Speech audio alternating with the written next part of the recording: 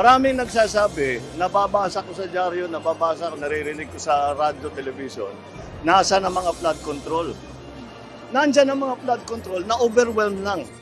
Ito ang sagot ni Pangulong Ferdinand Marcos Jr. sa mga naghahanap kung nasaan ang mga flood control project ng pamahalaan na inaasahan sana na makatutulong upang hindi gaanong tumaas ang mga pagbaha sa mga lugar na naapektuhan ng magkasunod na bagyo.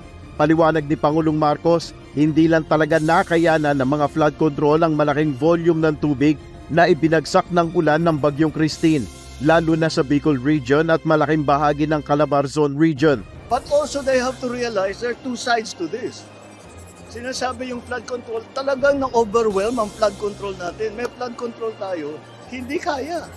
Hindi talaga kaya dahil sa buong kasaysayan ng Pilipinas, wala pang ganito. Ngayon lang natin haharapin ito. Kaya dapat maunawaan talaga ng tao, hindi lamang yung budget o hindi kung ano yung science, what's the science, follow the science, see what's happening.